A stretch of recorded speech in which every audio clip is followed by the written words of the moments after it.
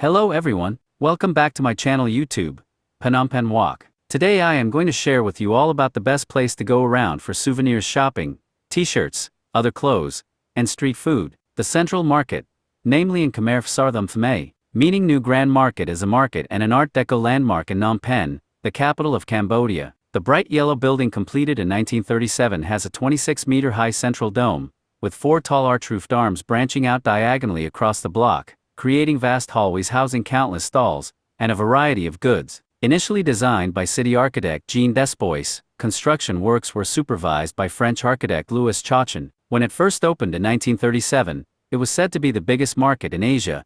Today it still operates as a market. We hope you like and enjoy watching this video. Please help to share and subscribe to get new videos from us. And kindly let me know if you have any suggestions. Thanks you and have a good day to you and your family. Best of luck of you all.